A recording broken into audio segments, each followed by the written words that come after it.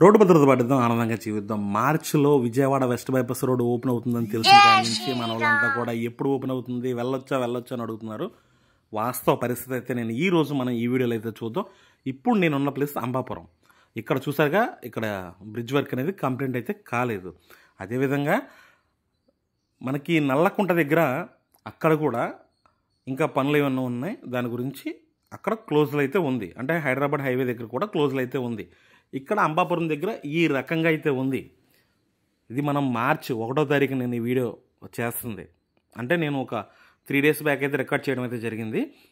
ఇప్పుడు ఈ రకంగా అయితే పరిస్థితి ఉంది. ఇక్కడ లోపలికి రోడ్డు మీదకి వెళ్ళడానికి లేకుండా ఈ రకంగా దిమ్మలు అయితే పెట్టారు. కొంచెం గ్యాప్ అయితే వచ్చింది. ఆ గ్యాప్లో నుంచి అయితే కార్లు అయితే వెళ్తున్నాయి. అది కూడా మీరు చాకచక్యంగా లోపలికి పోనిచ్చినప్పుడు మాత్రమే వెళ్తుంది. లేదనుకుంటే ఖచ్చితంగా వెహికల్ అనేది డ్యామేజ్ అనేది అవుతుంది. దీని ఉద్దేశం ఏంటంటే హెవీ వెహికల్స్ కావచ్చు, కార్లు లాంటివి కూడా వెళ్ళకుండా ఉండాలన్న ఉద్దేశంలో అయితే పెట్టడం అయితే జరిగింది. కానీ మన వాళ్ళు మెల్లగా దూర్చి అయితే వెళ్తున్నారు. నేనైతే ఈ వీడియో చేద్దామన్న ఉద్దేశంలో నాకు కూడా కొంచెం పని ఉంది కదా అన్న ఇదిలో అయితే నేను రోడ్లోకి అయితే వెళ్ళడం అయితే జరిగింది.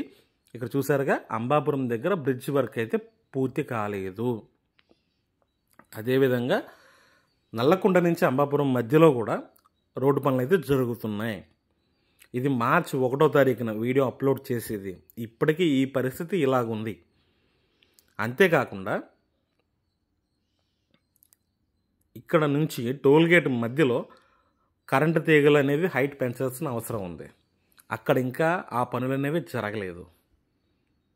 అంటే ఆ కరెంటు తీగలు తొలగించిన తర్వాత అక్కడ రోడ్డు నిర్మాణం అనేది జరగాల్సిన అవసరం ఉంది. అక్కడ గతంతో పోల్చుకుంటే చిన్న మార్పు అయితే జరిగింది. అంటే కొంచెం మట్టిలాగా కొంచెం పోయడం, డివైడ్ చేయడం అటువంటిది జరిగింది. కానీ పూర్తి స్థాయిలో వర్క్ అయితే జరగలేదు. మార్చి ఎండింగ్కి అవుతుందా అనేది ఒక క్వశ్చన్ మార్క్. మీ అభిప్రాయం ఏం? అంటే అవుతుంది లేది అనేది కింద కామెంట్ అయితే చేయండి. నేను ఈ వీడియోలో అయితే అంబాపురం దగ్గర నుండి గన్నవరం దగ్గర వరకు ఈ రోడ్లు అయితే వెళ్ళాను. గన్నవరం దగ్గర ఇంకో ట్విస్ట్ కూడా ఉంది. అది కూడా నేను ఈ వీడియోలో అయితే చూపిస్తాను. ఇప్పుడు ఇదంతా కూడా నేను 2.5 స్పీడ్లో అయితే పెట్టాను. మీరు అనుకోవచ్చు వేగంగా మనోడు దూసిపోతున్నాడేమని అయితే అనుకోవద్దు. నేనైతే కొంచెం వీడియో స్పీడప్ చేశాను, ఎందుకంటే బాగా సాగదీయడం ఇష్టం లేక. ఇప్పుడు మనం ముందు చూసుకుంటే కరెంటు తీగలు ఇంకా తొలగించలేదు అని చెప్పని అన్నాను కదా. గతంలో ఇక్కడైతే చాలా అస్తవ్యస్తంగా, అంటే గోతులు బాగా ఎక్కువ ఉండేవి. ఇప్పుడు కొంచెం ఈ మట్టి గట్ట వేసి సరి చేసి ఈ రకంగా అవతల వెహికల్ యువతల వెహికల్ అవతలకి రాకుండా మట్టితోనే చిన్న గుహలాగైతే కట్టారు. ఇలాగుంది ఇక్కడ. ఇక్కడ నుంచి వెహికల్ అవతలకి వెళ్ళాలి అంటే ఇక్కడ రోడ్డు నిర్మాణం పూర్తి జరగలేదు. కరెంటు తీగల పైన తప్పించిన తర్వాత నిర్మాణం అయితే రోడ్డు అయితే ఒక లెవెల్ అయితే అవుతుంది. అప్పటిదాకా ఇదే పరిస్థితి. లెఫ్ట్ సైడ్ నుంచి వెహికల్ వెళ్ళడానికి లేకుండా అడ్డైతే పెట్టారు. ఈ రకంగా ఉన్నప్పుడు అందులోకి వెళ్ళాలా వద్దా అనేది కూడా డౌట్. ఇప్పుడు మనం ఏం చేయాలి? ఆటోమేటిక్గా ఇక్కడ క్లోజ్లో ఉంది కాబట్టి రైట్ సైడ్లో రాంగ్ రూట్లో అయితే జర్నీ చేయాలి. మరి రైట్ సైడ్ నుంచి వెహికల్స్ రావట్లేదా అంటే వెహికల్స్ వస్తున్నాయి. అంటే లెఫ్ట్ సైడ్ నుంచి వెళ్తే మనం రైట్ రూట్లో వెళ్ళినట్టు, ఇప్పుడు రైట్ సైడ్లో నుంచి వెళ్తూ ఉంటే రాంగ్ రూట్లో వెళ్ళినట్టు. అవతల వాళ్ళు మనం కరెక్ట్గానే వెళ్తున్నామని చెప్పిన ఆపోజిట్ వచ్చే వెహికల్స్ నిర్లక్ష్యంగా వచ్చినా, మనం నిర్లక్ష్యంగా వెళ్ళినా ఖచ్చితంగా ప్రమాదానికి అయితే ఆస్కారం ఉంటుంది. అందులో ఎటువంటి డౌటు లేదు. ఇప్పుడు కొన్ని వెహికల్స్ అటువైపున క్లోజ్లో ఉన్నా కూడా ఆ రోడ్డు మీద అయితే వెళ్తున్నాయి. తీరా కొంచెం ముందుకెళ్ళిన తర్వాత అక్కడ కాంక్రీట్ దిమ్మలు అయితే ఉన్నాయి. ఇక్కడ కార్లు ఇవన్నీ వెళ్తుంది కదా. కాకపోతే మనకి పక్కన కనిపిస్తున్న కార్ అయితే ఆ దిమ్మల మధ్యలో ఉన్న గ్యాప్ నుంచి అయితే దాటుకుని వెళ్ళడం అయితే జరిగింది. ఇక్కడ మనం గమనించాల్సిన విషయం ఏంటంటే, మనం బైక్ మీద వచ్చినా కారు మీద వచ్చినా ఇటువంటి దిమ్మల దగ్గర మనం జరిపేది చేసేది ఏమి ఉండదు. ఒకవేళ మన బండి ఏదైతే ఉంటుందో అది ఆ దిమ్మలకు తగిలిందంటే డ్యామేజ్ తప్ప ఇంకేమీ ఉండదు. అదేవిధంగా ఈ రోడ్లో ప్రయాణం చేస్తున్నప్పుడు ఆపోజిట్ డైరెక్షన్లో వెహికల్ వచ్చినప్పుడు ప్రమాదానికి ఆస్కారం ఉంటుంది. కనుక ఈ రోడ్లో పూర్తి స్థాయిలో వర్క్లు అనేవి పూర్తి కాలేదు. ఇటువంటప్పుడు మనం ఈ రోడ్డు ఎంచుకుని పైన వెళ్ళాలా, మీద వెళ్ళాలా, కింద వెళ్ళాలా, వెనకెళ్ళాలా, ముందెళ్ళాలా అని చెప్పిన కన్ఫ్యూజ్ పడే కన్నా ప్రస్తుతానికి పూర్తి స్థాయిలో అందుబాటులోకి వచ్చే వరకు ఈ రోడ్ని అవాయిడ్ చేసుకోవడం అనేది చాలా అంటే చాలా ఉత్తమం. ఎందుకంటే ఎప్పుడు ఎక్కడ క్లోజ్ చేస్తున్నారు, ఎప్పుడు ఎక్కడ ఓపెన్ చేస్తున్నారు అనేది తెలియట్లేదు. ఈ తెలియని క్రమంలో మనం అక్కడి నుంచి డైవర్ట్ అయ్యి ఇంకో వేరే రూట్లోకి వెళ్ళాలంటే మనం చాలా తక్కువ దూరం ప్రయాణం చేయాల్సింది కూడా ఎక్కువ దూరం ప్రయాణం చేసే పరిస్థితి అయితే వస్తుంది. స్థానికంగా రెగ్యులర్గా కొంతమంది ప్రయాణం చేస్తూ ఉంటారు, వాళ్ళకైతే వాళ్ళ పరిస్థితి వేరు. కానీ దూర ప్రాంతాల నుంచి వచ్చినప్పుడు ఈ రకంగా పూర్తిగాని ప్రాంతాల్లో ప్రయాణం చేయడం అనేది అంత సురక్షితం అయితే కాదు. ఎందుకు అంటే ఇక్కడ నిర్మాణ పనుల కోసం, వాళ్ళ సౌలభ్యం కోసం ఎప్పుడైనా వాళ్ళు రోడ్ని క్లోజ్ చేసుకునే అవకాశం ఉంటుంది. ఎందుకంటే ఇది పూర్తి స్థాయిలో అందుబాటులోకి రాలేదు. పూర్తి స్థాయిలోనే కాదు, కొంతమేరకు కూడా అందుబాటులో రాలేదు. గతంలో అయితే పోలీసులు ట్రాఫిక్ మళ్లించాలన్న ఉద్దేశం వల్ల వీళ్ళు చాలా వరకు ఎక్కడి వరకు పూర్తి అయిందో అక్కడి నుంచి వెళ్ళేలాగైతే ఏర్పాట్లు అయితే చేయడం జరిగింది. అంతేగాని ప్రస్తుతం అయితే అందుబాటులో లేదు. ఇంకో విషయం ఏంటంటే గూగుల్లో గతంలో మనకి నల్లకుంట దగ్గర నుంచి డైరెక్ట్గా అంటే ఏలూరు వెళ్ళే వెహికల్కి ఈ బైపాస్ రోడ్డు మీద చూపించేసేది. ప్రస్తుతం అయితే అంబాపురం నుంచి మాత్రమే చూపిస్తుంది. అక్కడ కూడా వచ్చిన తర్వాత భారీ దిమ్మలు పెట్టడం వల్ల ఇబ్బందులు అయితే పడుతున్నారు. ఇక్కడ టోల్ గేట్ ఉంది కదా, ఈ టోల్ గేట్ ఎప్పుడూ పూర్తి అయిపోయింది. కానీ ఇక్కడ చిన్న బ్యాలెన్స్ వర్క్లు ఏవైతే ఉన్నాయో వాటి గురించి ఈ టోల్ గేట్ కూడా ఇంకా ప్రారంభించలేదు. ఎందుకంటే పూర్తి స్థాయిలో ప్రారంభం అయిపోయిందంటే టోల్ గేట్ అయితే ఓపెన్ చేసి కలెక్షన్ అయితే మొదలు పెడతారు. ఇక్కడ చూసారా, టోల్ గేట్ దగ్గర కూడా మనం రాంగ్ రూట్లో వెళ్ళకుండా పక్క నుంచి వెళ్ళడానికి ఇలాగ డైవర్ట్ చేసే రకంగా దిమ్మలు అయితే ఏర్పాటు చేయడం, డైరెక్షన్లు అయితే ఏర్పాటు చేయడం అయితే జరిగింది. ఎందుకంటే స్థానికంగా కావచ్చు, దూర ప్రాంతాల నుంచి వచ్చే వాళ్ళు కావచ్చు, ఈ రోడ్ని ఉపయోగించడం అయితే రెగ్యులర్గా అయితే జరుగుతుంది. ఎందుకంటే గతంలో 2-3 టైమ్స్ అధికారికంగా ఈ రోడ్డు మీద ట్రాఫిక్ మళ్లించడం వల్ల జనాలు బాగుంది అన్న ఉద్దేశంలో ఇదే రోడ్డు మీద అయితే ప్రయాణం అయితే చేస్తున్నారు.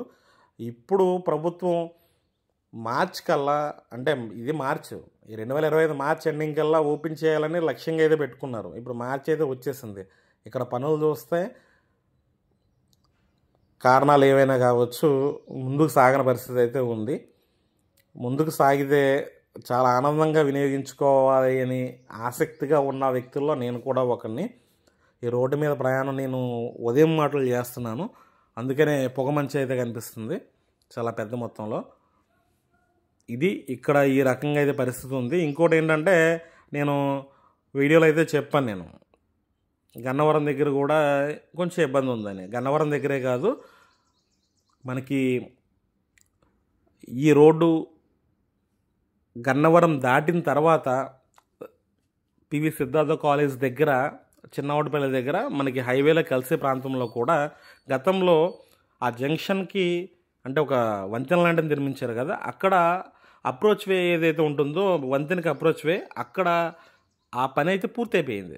కానీ ఏదో లోపాలని వాళ్ళు ఐడెంటిఫై చేసి ఆ మట్టిని తొలగించి మళ్ళీ అక్కడ వర్క్ అయితే తిరిగి చేస్తున్నారు అనమాట. అంటే ఉన్నదాన్ని మొత్తం, అంటే అప్పటికే పూర్తయిపోయిన దాన్ని మొత్తం తొలగించేసి మళ్ళీ వర్క్ అయితే చేస్తున్నారు.